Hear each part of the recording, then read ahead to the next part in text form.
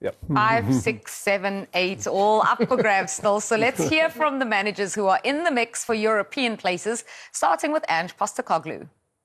And then we need to win Sunday. to beat Bournemouth. You've arrived and everyone's leaving. Yes. Maybe next one. I cannot confirm. I was going to say Brian's leaving, Adrian's leaving, Emma's leaving. Are you leaving? That is the next news. Top 6 in your hands. Top 6. No, I think it's really important for us to finish in the way that we are doing now, and I think with the confidence and in the way that we were playing in the last few months, and I think it's really important for the team. It's really important for the player, for the club, to be close to achieve. One of the objectives that was to play in Europe next season. And if things go your way, in terms of results elsewhere as well, even potentially top 5. I think the most important now is to continue to perform and to try to beat, to be sure that we are going to compete in the best way. Again, Bournemouth is going to be a really tough game because they are doing so well. Raola is doing a fantastic job. And yes, it's tough, but I think the most important is to finish well and see after if we have the chances to get the place. Being fifth, I think will be amazing for us. Will you, for once, be hoping that Spurs lose? No, not really. We need to do our job and to after see what is going on. But I never wish bad things to the opponent. Always is about to deserve to win or hope that we can take advantage of the maybe a situation or a result that can give us the possibility to be in a better place. Only been beaten once at home this year. It's nice that the season ends at home when you're on this run of wins as well. Do you expect to feel a little bit of love at the end of the game as you say goodbye to the fans for the season? Look, I don't expect nothing. If after its natural things happen, welcome. But if not, it's not a problem. I'm always going to care about the fans, and always I'm going to show my respect. That is the most important thing. The relationship is. We always try to be very respectful, and we are very respectful. We understand very well this business that in football, the fans are the best thing that can have, a football club. And that is why they are entitled to give their opinion in different way. You need to respect them. Like a coach, you need to respect because we are here because of them. The majority of fans, we know that social media is very noisy and phone-ins are very Yeah, but noisy. even the social media now is being nice with us. Yeah. They can really see most fans something beginning to happen here. Yeah, but it's not a revenge. It's not nothing wrong. No bad feelings. Because the most important is that we are working for the club. We are working for them. For the owner, for the player, for the club, for the fans. The most important is to make happy them, because that is in the business that we are, and we play for them, and we want to win for them, and we want to achieve the things that they want also. But it's normal. I think we need to understand and we need to respect our fans, their opinion, and it's in us to change these feelings and build a relationship. Always is tough, even when you have a history. And of course, they need to trust in us, and in the only way that they can trust in us is through the result. No, because the process and the work that we are doing here inside, and it's difficult for them to really not to pay attention, but yes, to analyze or to judge, because they don't know what we are doing every single day. That is why sometimes, the coaches we show in front of you in a different way, because only we know in the way that we work, and sometimes when the result not arrive, it's like we are disappointed and frustrated. But look, that is in the way that we wanted to change the view and the opinion, and happy that the team is showing that the fan can trust in the team. You're welcome. John, BBC. I'm Richard. Hello. You mentioned the owner there. I saw some quotes from Tom Bowley saying that there needs to be patience, which must have pleased you, didn't it? Yes, always, it's important to have the back of the owners. On the end, they are the bosses. And of course, because it's the best for the club, and it's best for the player and for the fans. And then we know very well that coaches always is we are judged about the result, about in a very short period, But yes, I think it's important to feel, the back of the owner. What would you say needs to be done over the summer to take that next step forward? That is a subject to talk between the sporting director and of course the owner, or the part of involved. Trying to see how we can, football is a very dynamic sport, and always is about the thing can change, and yes, we are working to plan, the strategy for summer, and then for the pre-season, and then to start the season in the best condition. Hi Eric. How have the team recovered from yesterday, and is there anyone back? Are you expecting anyone back for Sunday? I can't say in this moment. We're working on to bring players back. We have seen yesterday Licia Martinez. He had a good session now as well. There were also others on the pitch, like Rafa Varane, Victor Lindelof. They returned on the pitch, and we have to see how far they are, how far they are on Sunday. Tomorrow we have off. Saturday we have a training. And then we will see what we have. You've obviously got the FA Cup looming large, and before that, the England squad announcements made on Tuesday. We've not seen Harry Maguire for a while. We've not seen Luke Shaw for even longer. What's the situation there? Are they going to be available for the Cup final? Are they going to be available for England at the Euros? For England, I can't say. It's not up to me. But for the Cup final, we're working on. And I think Harry Maguire, I think it's a fair chance that he will be available. We plan him. Luke is more complicated. That is, in this moment, I don't think it's, let's say, it's a less chance that he will make it. But there is still a very small, reduced chance. Are you able to elaborate on the setback? You're able to elaborate on the setback that you said he had recently? Yeah, he had the setback, and now we have to find out how far he is. Eric, the last two games, have Sofian Amrabat and Ahmad given you a selection problem for the FA Cup final? Because they've come from nowhere and both produced two really good performances. It's internal competition, and I think they performed well first. I think they're progressing across the season is very good from both, and now they deserve the chance. They took the chance, and that's a luxury problem, which is good, and that is actually what I need, what I was waiting for so long. Actually, I was waiting for a whole season. Such a luxury problem, and we need a squad to win both games.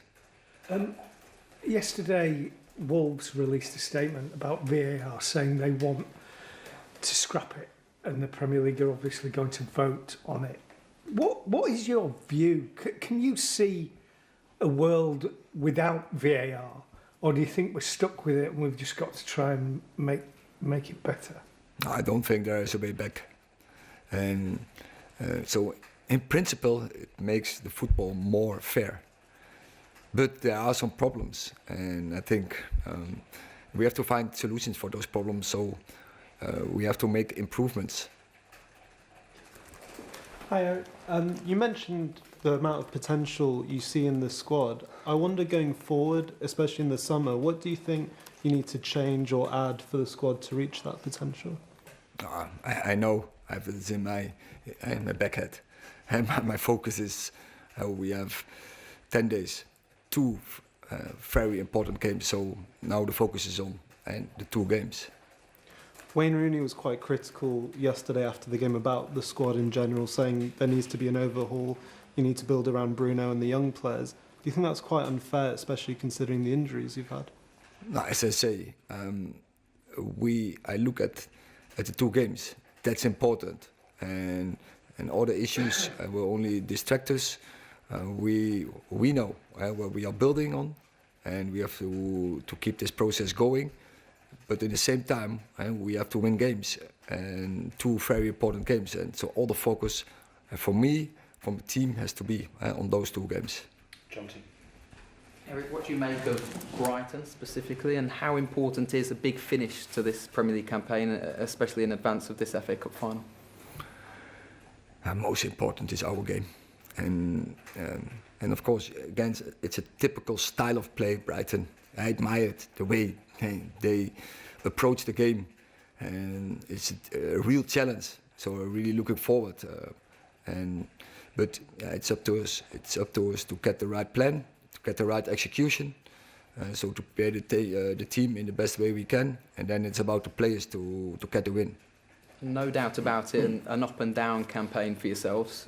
What lessons have you specifically learned about yourself during this campaign?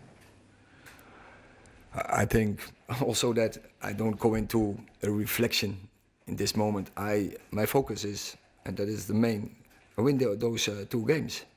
And I think that is all the energy I have now has to be in those 2 games. Neil. Eric, was the last 2 games, I know you lost against Arsenal, but still the performance was there. Did it give you, or did it show the belief that the players are still playing for you? Because often when there's a run of bad results, they say, oh, he's not playing for the manager, but that was an example that they were. There was only 1 very poor performance, and so all the others, there was always a very good spirit. I would also almost say across the season, across all the problems we had, and I don't think I have to sum them up again, but we have had them. But the spirit in the team, the fighting spirit was always there, the dynamic was always there, and I think we had also some good performances, even when the best players were not available.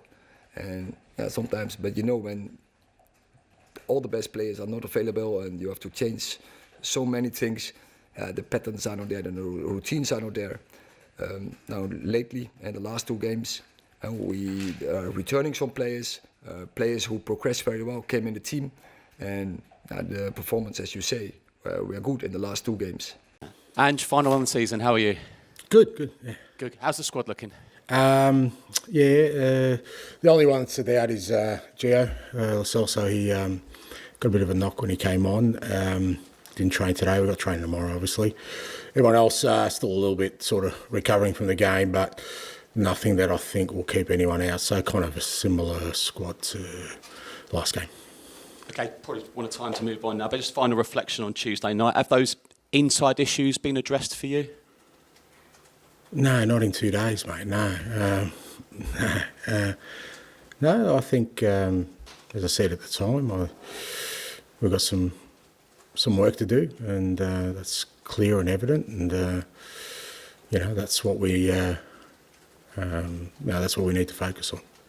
Has this week made you even more determined to turn this football club into winners? No, mate, I've been determined from day one. Nothing's changed. I haven't been deterred, if that's what people are worried about. Certainly not. It's. I think when you accept a role, you accept the challenge of that role, and nothing that's happened in the last 2 weeks has changed my view on, how we go about that. So, but I also believe that you have to know where you're at. There's no point sort of kidding yourself that you're somewhere you're not, because then you can't improve. It's been quite a season. So many ups, some downs as well, which you've mentioned. How do you expect the club and the players, the club in general, to look in maybe 12 months' time? Look, it's hard to say. because as I said the other night, you know, I think we've made progress, but there's obviously still a long way to go in sort of believing that progress is entrenched in the team we're going to be next year. But the flip side of that is that, you know, I've said recently that there's a part of me that thinks it's pretty exciting as well, because for a lot of these guys, you know, they've set a pretty decent level of performance in their first or second year with us, and you know, if there's growth there, then I think it'll make us a better football club next year. And I certainly feel like, you know, we'll be starting well ahead of where we were at the start of this year for sure. Where that takes us next year will be dependent on how we deal again with whatever challenges we have. I know you want to bring trophies to this club. One of your former clubs, Celtic, sealing the title this week. Just a quick word on them. I love it, mate. Yeah, brilliant. Great people, great manager, great staff, great footballers, unbelievable club. And I watched the game and I know, because I've experienced how they would have felt at that final whistle, and then going back to Celtic Park late at night. It's a pretty special place, and credit to them. It was a difficult year for sure for Brendan and the guys, but when it mattered, when it counted, they stood up, and couldn't be happier for everyone there. Been a pleasure. Speak to you in August. Thank you, bud. Charlie. Hi, Ange. I interviewed Dejan Kulusevski yesterday, and he said, yes, the players are hurting because, you know, you haven't been able to qualify for the Champions League. But he said, nothing great is created in one season, and there'll be plenty of positives to take away into the summer. How does it make you feel when you're hearing that kind of review from one of your players? Look, I guess it's important that obviously the players are the most important component in all this, you know, irrespective of kind of my ideas or what I feel, you know, needs to improve. It does need buy-in by the players. I think we've had that for the most part. I guess my sort of assessment at this point is that, you know, a lot of it I still don't feel is embedded in, you know, in everything we do. And until it is, it's very hard then to kind of think about how do we get to the next level until, you know, I'm reticent to move on, you know, from where we are now in terms of what we're trying to build, unless I really feel that, you know, players, staff, everybody is kind of really firmly on board with the way we want to play and the way we want to sort of train. So, but it does need, you know, buy-in from the players. And the one thing I will say about, you know, the whole playing squad is that it hasn't been through a lack of effort or trying. You know, they've given their all this year. We have, you know, tangible physical data that shows us that. You know, there isn't a game where they haven't spent it all out there. It's just that sometimes, you know, we haven't got reward for it. Obviously, it's been such a busy season. You've got this game on Sunday, and then, of course, you go to Australia next week. But for yourself, you know, your first season managing in the Premier League, when will you have the time to really reflect on how the season has gone for you, and how would you reflect on it? Yeah, look, I think, you know, you kind of start that process towards the end of the season. You know, there's various sort of meetings I'm having this week. Obviously, we've still got a game to go, which is very important for us. But, yeah, trying to get sort of as much information as I can before I start sort of really reflecting, because, you know, you to get a real sort of accurate picture of where we're at, you've got to go right back to the start, and sometimes some of that's a bit hazy. So it's important you get all the right information, talk to the people who've been there since the beginning, coaches, staff members, players, and sort of, you know, collate all that, and then, you know, when the season's done, sort of take my own time to sort of go through it methodically and sort of give myself an accurate picture of where we're at, so that, you know, when we come back for pre-season, we're in a space where we can, you know, hit the ground running. Yeah, it's a big last day for us. There's no denying that. I think we go into the game against Brentford knowing we have to do our part, which is try and win the game. That's no mean feat. That's going to be a tough game for us. And then we're in the hands of other clubs.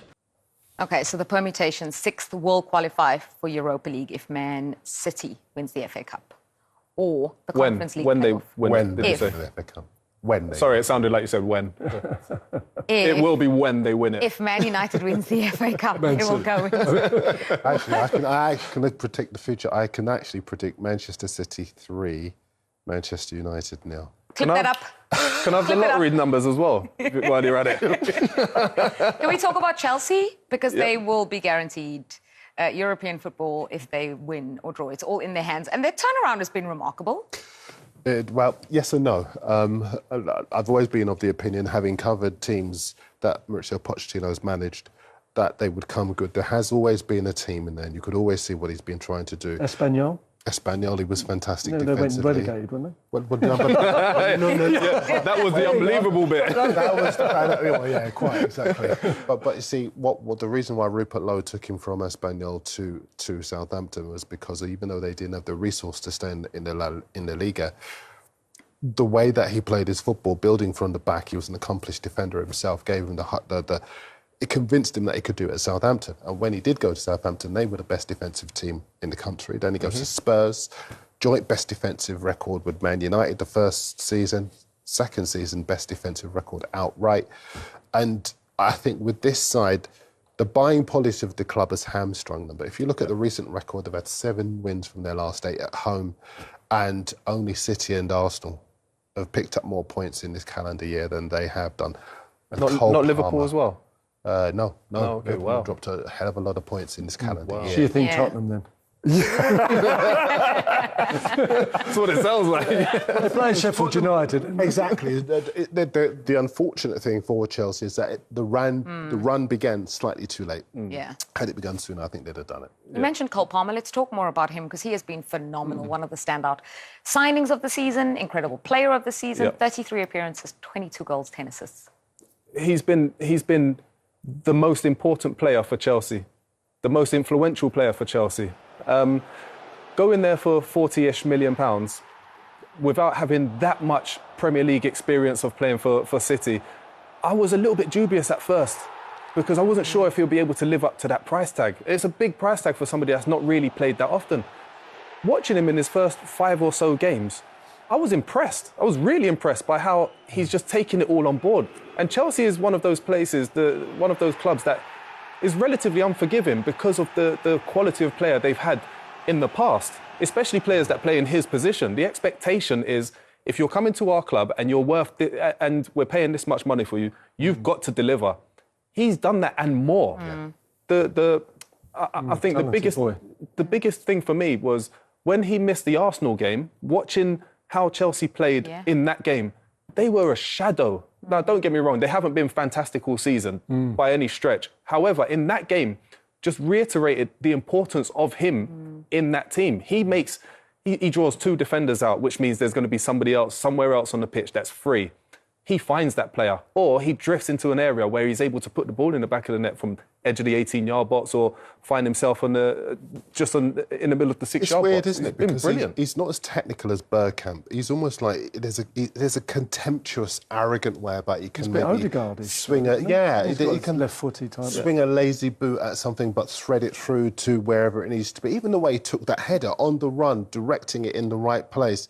There's just something very naturally gifted about the way that he plays his football that makes it beautiful to watch. I liken him to Berbatov. I loved watching Berbatov play, and I think he gets through a bit more work than Berbatov. I mean, just a little bit. But he's a talent, and good for England, huh? Yeah. I mean, we've got some play him on the right or Saka. Oh, Saka without doubt. He's my favourite. Yeah. Because he's Arsenal. He's player of the year last year. He's the best player in the World Cup. You know what I mean? But now, come on, I think at some stage I'm waiting for Saka to hit a brick wall, to be honest with you. He's been so good for so long. You know, he carried the team in early days with Arsenal. He carried the team, you know, when they were kind of mid-table and stuff. He grabbed them up, and then last year he was phenomenal. A little bit loft. And he don't forget, Mark, if he's got one criticism on Arteta, he plays him every single game. You don't give him no rest periods whatsoever, because maybe you don't trust what's coming through underneath him, but he's playing boom, boom, boom, boom, boom. And if he was like Grealish or he was playing for Man City, Saka would be right up there. He's robust, isn't he? Yeah. So what do you think, Tony? Spurs 5th, they beat Sheffield United, and then Chelsea just behind them? I think so. I think it looks. I don't think they're going to slip up against Sheffield United. I think they're too good, and the way they played against City, I thought was, like I say, the professionalism was first class. And for an Arsenal man to say that about Tottenham, like, should we move on? Should we ask We're them? pretty shook here, yeah. Yeah. And then just below them is Newcastle, Man United. What chance do you give them? And Man United, as you're already saying, when they lose the FA Cup, but they could still qualify by winning. To finish where? I don't think Man United To deserve qualify. anything this year, to be honest No. with you. They've been really poor. Darren and I have had this conversation many times about Manchester United, right? They rely on individual moments of brilliance. They're not a fantastic footballing side. They don't break teams down. No ideas. No ideas at all. And it's, for me, that comes from upstairs. You know what it's like. As soon as you get a new manager in, within the first 2 weeks, you know exactly what the manager wants you to do. You know how he wants you to play. You know the intensity that he wants you to play at. Manchester United don't have that. They have Garnacho, who does individual moments. Great talent for the future. Bruno Fernandes. I don't think any of them moving forward. He's got potential, hasn't he? Are they moving forward in that? Well, this is the other side of it. You normally see players improving under managers. I don't see any. Kobe Mainu, the young boy through the middle. The only one and then that did himself when he who was the young boy that came off the right as well? You'll know that. Ahmad. Yeah. Diallo. Yeah. So apart from those two, everybody else is kind of like, they've stagnated. They're not improving. And for me, you need a team. If you've got a manager, a good manager, your team has to improve. The individuals have to improve, and we've not seen enough of that. So I can't see Manchester United finishing above any of those sides. What do you think? I'm with. They don't deserve anything. And you don't think they could pull off something on the final? Chance. No. I think, and you know, sometimes I sit at home and watch shows like this, and the person sitting. I always watch this, Darren. Sometimes. Do you mean sometimes? You're on it all the time, though. How can you watch it? Doing reruns of yourself. Sometimes. I've heard about your singing. See where he can improve. So right. Analysing my performance today. Nothing like Man United. My energy levels are depleting. But you know, it's true, and I was right. Man United, they're just so inconsistent. And many times I've been on here, you've asked me about, could this be that they've turned a corner? And I'll say to you what I said to you then. They are just too unreliable. They've become a team during Fergie time when you never gave up on them, because right up until the last minute, the last second of injury time, they could score a goal. Now they've become the complete opposite. They are a team you simply cannot trust. Manchester United in 8th place. There are 6 points left to play for both United, Chelsea and for Newcastle as they chase down that place. If Manchester City win the FA Cup, then the Europa League will go to 6th spot, and then 7th will be the Europa Conference League. If Manchester United win it and finish outside of those places, as seems likely at the moment, then it will be 5th place for Europa League, 6th place for Europa Conference. So lots to play for as far as Newcastle, Chelsea and Manchester United are concerned. And as we said, all the teams in European contention have got midweek fixtures. So Tottenham at home to Manchester City. It's Brighton against Chelsea. Manchester United against Newcastle on Wednesday. And remember that Aston Villa in action against Liverpool this evening as well. So there's lots to play for. Lots still to be decided. And this is incredibly close at this stage of the season. But Can we count Manchester United out of it just yet? I've heard Manchester United ex-players and fans say that they can't see them winning another game. And watching their last couple of games especially, they're massively out of sorts in what they're trying to do, especially creativity and trying to win games. I can't see the last couple of games them winning them. So I can't see it for Manchester United. It's interesting. I was listening to Wayne Rooney talk about it yesterday, and he said when David Moyes was there, he said we finished in 7th place, but it never felt as bad as this. And I think that was almost more damning. Did you hear the comments that he made? I thought that was almost more damning than the results, or equaling the record number of defeats at Old Trafford, or all the statistics you can put on it, was this sense that the ex-players and really successful ex-players have gone, this feels as bad as it has done. Yeah, I agree with you. I thought exactly the same. They can't even get to 64 points, which was Moyes got in that season, to finish 7th. 8th would be the lowest ever in the Premier League, of course. You said 9 defeats already at home in all competitions, the lowest ever. They had 2 seasons in the 20s, one in the 60s, one in the 70s when they got 9. And if they lose to Newcastle on Wednesday, that would be 10, which would be the most ever. It's just that bad. And I think we can debate if Erik ten Hag should be there next season or not. Obviously, new people in charge. For me, you can't reward mediocrity like that with another season. It's just at a club like United, it's not possible. You can argue there's injuries, there's this, there's that. You can try to find excuses. This is one of your worst seasons ever. You can't get another year. It's not possible because, again, that would reward how bad you've been. And this is not the idea here. You know, I was reading Julian, I've reading Sir Jim Ratcliffe was saying that they want to bring in a structure like Ajax's structure all the way through, so then you can just put the coach in and he can just coach. Maybe that's come a little bit too late for Erik ten Hag, but that's probably the future where Manchester United are going. Isn't that what they were supposed to do under Ralph Rangnick, though? Isn't that the kind of... He came in as manager as a stopgap, and then that was supposed to be his job, and then he left. Yeah, it's a strange one. And that would take a long time to put that in place. It's a great idea, and a lot of people have tried to copy that, obviously.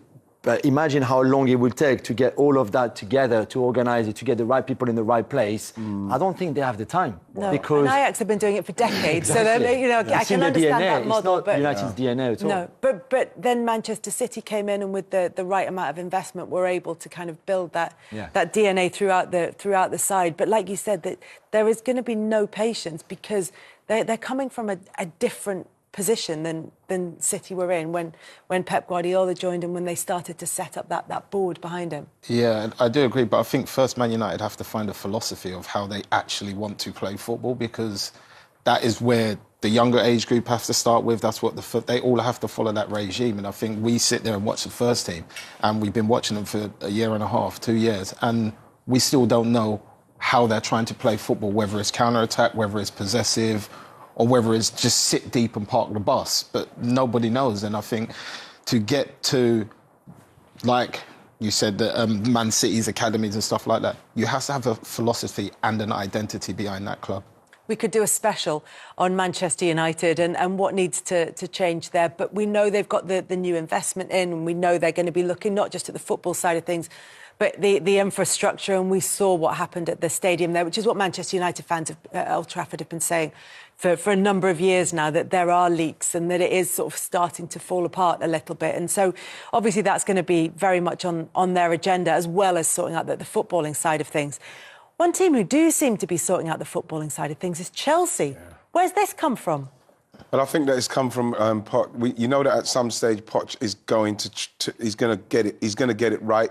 I think the main problem here and the main worry was, is he going to have the time? Because there was some games and some results that they had where you thought that someone's going to maybe hit the button, but like they didn't. And let's face it, you're starting to see the performances from players, and it's still, let's face it, it's still like it's not there completely, but the capability. And then you're looking at a lot of players with a lot of ability, with confidence, Kels, then it comes back. Because I think, like, what's that now? I think they've not lost. That's one. What's their record? 3 wins in a row. 3 wins in a row. Yeah. Defeat Arsenal, which was the big. Yeah.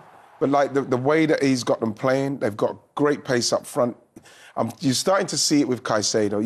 You're starting to see it, but the problem he's always going to have is his price tag's always going to, supersede him. So you're feeling like once he can just focus on doing what he's doing, we're starting to see it. You're starting to see what he's capable of. Same with Nicholas Jackson, even though he can miss chances. I saw him against Arsenal. I saw him tear down the left there with Saliba. I'm thinking he is another one that's got something. Mudryk, we know, has got something. Madueke. So you're looking at a team that have definitely got something, and he's starting to get it right. Dad, with Caicedo, I think the problem he's always had, he never seems to play that well when Enzo's playing beside him. Yeah, I agree. If Gallagher's there and Cucurella's left back, Gallagher kind of pushes on and Cucurella tucks in, so he's always got a pass, so it kind of emulates what he had at Brighton, where there was always a pass for him, there was always a pattern there for him. And I think that's helped Chelsea progressively, especially going forward, because they're overloading the midfield.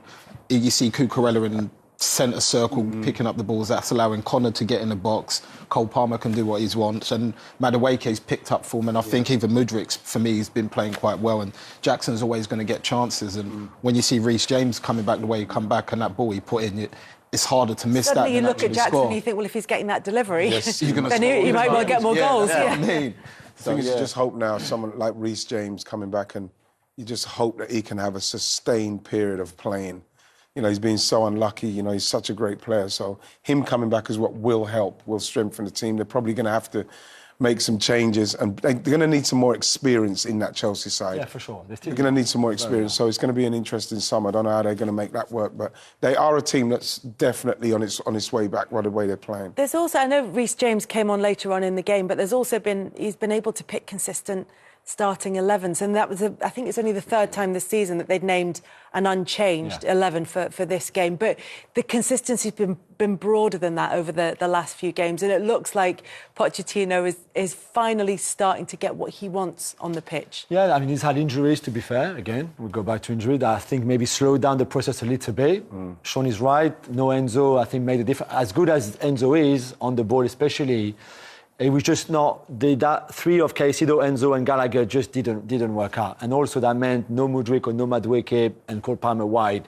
Now the front four of Jackson, Madueke, Mudryk, and Cole Palmer works really well, and behind them the two, like Sean rightly explained earlier, and I suspect they will play like that again in midweek and again at the weekend. And then if it's a positive end, I think they will keep Pochettino, and maybe with the right investment again in the summer. And again, we're not talking just spend money for the sake of spending. Some players will have to be sold and they will have to be replaced by the right profiles. And if they get that, I think next season they could be very interesting. Yeah, and you just look at the teams who've got more points at them since the turn of the year. And Liverpool's title challenge has dropped off. Arsenal and Manchester City, obviously, going head-to-head. There is no room for error for them, as we saw Arsenal with only one defeat between those two sides since the turn of the year. But Chelsea with the fourth most points in 2024. Yeah. Does that surprise you? It has, yeah, especially when you look at them a couple of months ago and it was all over the place. You're feeling like, you felt for Poch, you're feeling like you're in that place, Kels, where you're thinking that he could go. He could, every weekend you think the way they were playing, he could go, but they stuck with him, and you have to give them credit for that. And he's slowly getting it right. There's obviously a lot of work going on the training ground now, in the way that they're playing, because it seems very formed. It seems they're very muscle memory in what they're doing. And you're seeing Mudryk now. He's as quick as he is, and you're seeing him. He's slowing himself down. Then he's going. He's starting to do things. And same with Jackson. They're doing things where they've obviously paid attention to what's needed. Madueke's getting on with it. Cole Palmer can, like you mentioned, go anywhere. And so once they tighten everything else up, there's a dangerous team there. So what do we think then in terms of the top four? We talked about them a little bit earlier on. I think Chelsea that fourth spot you think no, but the fourth spot you think is going to Villa because it's too much for I'm Tottenham going to go with Tottenham. They're going for Tottenham for the fourth. Villa have got Liverpool and then they're at Palace as well. I mean, it's not beyond the realms of possibility. Yeah, but then, Kels, we're talking about going for a fourth spot. You have to play top team. You have to beat those teams to prove why you're going for. So then, in that case, it's either Villa or Spurs in fifth. Yeah. So it's all about Newcastle, Chelsea, or Man United for sixth place. I think you've all written off Manchester United for that. So then it's a straight shootout between Newcastle and Chelsea. And I think Chelsea might pip them. Do you? The goal difference is +10 though. Yeah. It's a lot. Yeah, but I think Chelsea in the form, I could see Chelsea winning their games. Yeah? Yeah, I could. They just hit the form at the right time for them and they could just go, boom, just sneak in. They could sneak in. I think Chelsea could do it. The thing is, Chelsea's life was made a little bit easier by some of the finishing on display by Nottingham Forest on Saturday evening, wasn't it? This is Chris Wood, who up until the game where he scored a really good goal and then missed it. I saw him score a great hat-trick. At that point, he had the best conversion rate in the Premier League, and since then he hasn't scored. Yeah, but again, you see this finish, like I was saying with the two defenders, he doesn't sort his feet out. He's 2 yards out. Yeah. Not even, he don't move his feet. He kind of move tries to scoop it instead of you have to move. He's got enough time. The ball's not even coming fast at him. It's looped back at him. Those are the things I'm talking about. You have to work. That's why them two defenders and the way they finished, like strikers, was composed and calm. You see him. He looked like his back was hurting him or something when he's trying to. I do feel bad that it seems like Chris Wood features quite heavily when we look at our misses of the. I feel for him, but he's too close to the goal. He's so close. But the reason we have misses elsewhere is to try and make players feel better when they're kind of in the midst of their career, because even great finishers and great strikers sometimes get it wrong, really? as you said. Really? Yeah. Have you found one? Well, let's have a look. No. Oh my gosh, I remember this one. Who is this? It bounces up there, look. Terrible. He doesn't throw his feet out. You see his feet? You have to move your feet. He needs to move your feet. Jules, he needs to slow down and breathe. That's what he needs to tell me. I go cold. Hang on a minute, who's this? Cold. What's this? Let me see. Who's this? Surely not. Wait. Wow. Let me see again. Wow. Hang on. See my gut. Yeah, I tried to take it first time. I haven't got any excuse here. I tried to cut across it and it just went all wrong. Yeah. You know he's thinking Daddy's going to roast me. No. Daddy's going to throw in. Yes. That was nearly a throw. I love when that a miss. shot goal goes out for a throw-in, it's always one of the great moments. Always one of the great moments of football. The fixtures in the Premier League. It all kicks off 4 p.m. here in the UK on Sunday. Arsenal, Everton, Man City, West Ham, and of course all eyes on Liverpool Wolves as well with Jurgen Klopp's last match. Now, we've asked the gentlemen alongside me to show us their teams of the season. Tony Adams, making his debut on Team Talks, is going first. Who makes your starting 11?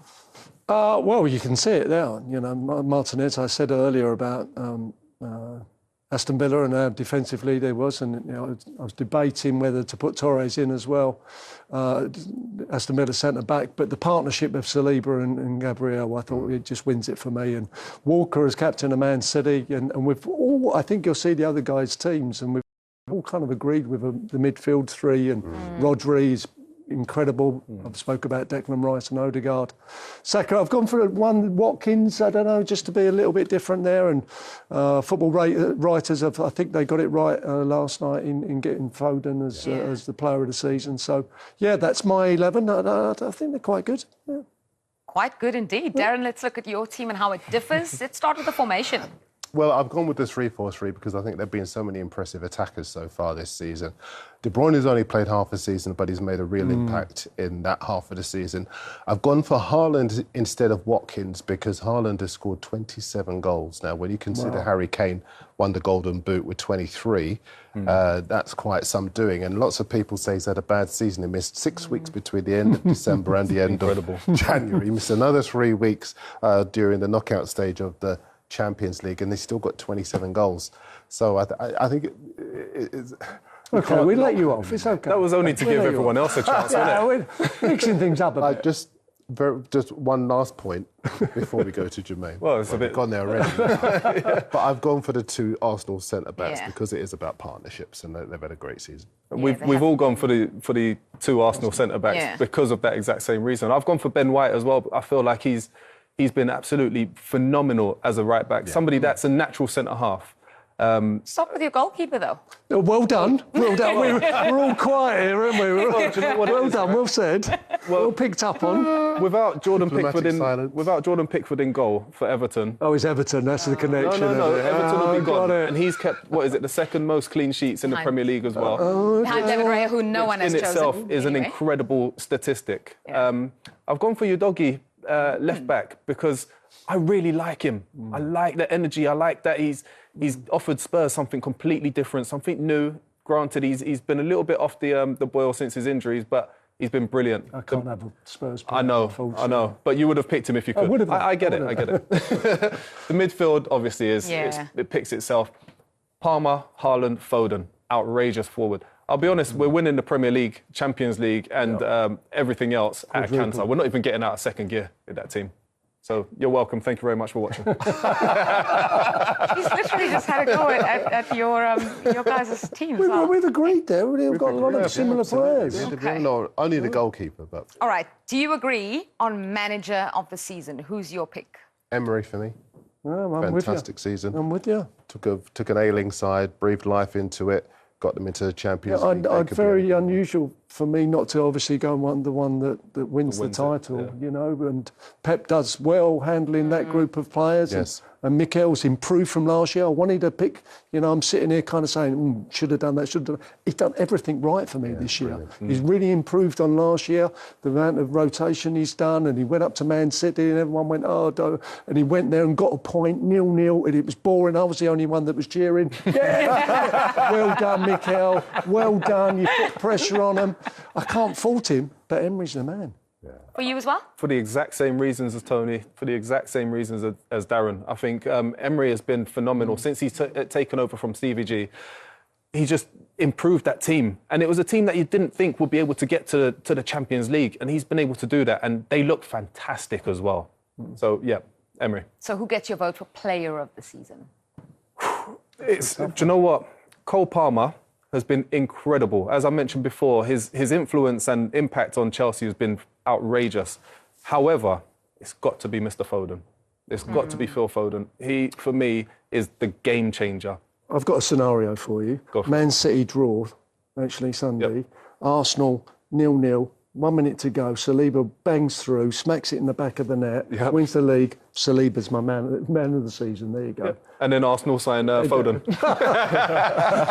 He wants to go to Champions, huh? So is Saliba Keep believing. Is Saliba only your player of the season if that happens? Or who gets no, I'll right give him now? it now. I'll give him it now, yeah. I think he's... Well, to be honest with you, Declan Rice is my man. To be honest, he's made a huge difference to Arsenal Football Club, and he's got us closer to City again. So I'd personally give it to... I was being funny. It was Friday night, funny night, isn't it? We enjoyed it. We thought it was funny, yeah. Declan Rice is my player of the season. Who's your player of the season? Well, listen, honourable mention to Declan Rice because he has been phenomenal and Saliba's been the mainstay of the Arsenal defence. I seem to remember that scenario of a defender bursting through. It's happened. I said it, Darren. Well, I know. A bit slow here. Giving you. Sorry. Keep up, Darren. Man's got 4 titles. I will. by catching strikers like me. Player of the season. Phil Foden. Only because when De Bruyne was out, when Haaland was out, it was Foden's goals that kept City competitive and ultimately decided the title race. Yeah, unreal has Phil Foden been this season. But who is your, and let's stick with you, signing of the season? Right, now I'm glad you've done signing as opposed to player because signing, definitely Cole Palmer. For all the reasons that Jermaine said, big price tag on his shoulders, particularly at a club like Chelsea where we've seen so many players, Crespo, Sutton. Remember when he was £5 million and he struggled as a striker? I think as far as Palmer's been concerned, he hasn't just scored goals. Only Lampard and Drogba have scored more goals at Stamford Bridge than his 16 from his 22 appearances, 22 goals so far this season. That's record-breaking stuff. He's a fabulous player, like I said, and £45 million is looking like a bargain. If City have got a buyback clause, I'd be exercising. How much was Havertz? How much was Havertz? 60 million down the drain. Kai Havertz scores again. Down the drain. My boy's favourite song, that is. Yeah. We're not going to sing that, are we? No. Not yet. I thought I just did. Exactly. I thought I just did. A player of the season in agreement? I wish I could choose somebody different, but Cole Palmer has been... Signing of the season. Signing of the season, Why do you sorry. wish you could vote in someone different? Because you don't like Chelsea? Because I feel like I was an Arsenal fan growing up. There so, you go, perfect. Declan He- Rice then. Declan Rice, I know 100 million, but it's not about the money, is it? It's about the... Influence. And Havertz, you know, he's been phenomenal. Okay, if you had to only have one of the two, which one would you have? Because Havertz have been... That's the way it works, doesn't it? You just say something different. Who's your shock of the season? Top draw. Shock? What was your shock of the season? Team, Wow. player? Go one of them first. You've got to start everyone. Are you ready? Oh, you put me on the spot. I think my one has got to be Bournemouth when they went on that little run just over the Christmas period and they ended up beating Man United away 3-0. I think, did they go 6 or 7 games unbeaten? I think it would be them in that phase. I'd go Man United. They were bad, but I didn't think they would plumb the depths as they have so far this season. Worst defensive run, worst number of clean games. They've broken To all be fair, terrible it's not an records, actual haven't they? shock nowadays. That's the sad thing about United. I've got a lot of pals that are Man United fans, and it's been going on for a while now. Yes. Their recruitment has been absolutely shocking. You know, so to be fair, it's not been a shock. No, and I take that That's point. sad. They're almost Sad like to one of those see. nightclubs you used to go to years ago. You drive past, it's all boarded up kind of thing, and because it's terrible. Probably shouldn't say that. Not been for a long time. I still do the club classics every Friday night, to be honest with you. I'll put my little dab of tomato juice and I've got my club classics on, I'll be dancing. Anyway, that'd be a shock. That'd be a shock. No, I'm not quite ready to move on. We could have a dance on a Friday night. No. Who's been your, because you guys have basically talked about underachiever, who's been your overachiever of the season then? Well, I think Havertz comes to mind again, to be honest with you. I think no one expected him to play at the level he has done, you know, hence the song and stuff. But Jesus is not going to get a look in now, and he's been playing like the fake number 9, as you call it, and he's been phenomenal. Your confidence level, he's so confident at the moment. You know, he's like a different player to the one he was at Chelsea. Yeah. You know, it's only a gamble at the end of the day. You know, an agent, I could imagine, phoned Arteta and gone, "Do you fancy Havertz?" And they've kind of go, "Oh, we'll give him a go." You never know. It's like Willan and all these players that have come in the past, and it's just taken off for him. Absolutely taken off. We actually have to get to predictions, which is our favourite part of the show. Yes. And for that, this week, since it's the last week of the season, we're doing it a little bit differently, and we are doing the Team Talks predictions for the title, 5th, 6th and 7th, and the FA Cup winners. Oh, dear. Before we get to them, we were supposed to do this at the end to not make them low on confidence. But these are the official results. Excuse us, please, Tony. No, this all right, battle has been indulge. going on the whole season. 48.4% I think that's not bad. of your results have been correct. That is This not is like bad. the title race here. 50-50. You might as well have done heads or tails. We did. That's not an expert. We did. That's not an expert. Somebody has 4.2% of a correct score, and it looks pretty close to Darren, but I can confirm that that is one correct scoreline. I'm sorry. It's more than Darren. I mean... No, Darren had 99 matches that he had to predict. So you beat him, but So you he got got that one many wrong. scoreline correct. Okay, we have less than a minute left, and I think I'm only going to ask you one thing. Who is winning? Arsenal. Tony Adams, everybody. Come on, believe in miracles. We can do it. I want Arsenal to win it. But who's going to win it on Sunday? I think City. I think City, but I want Arsenal. City, and City all day long.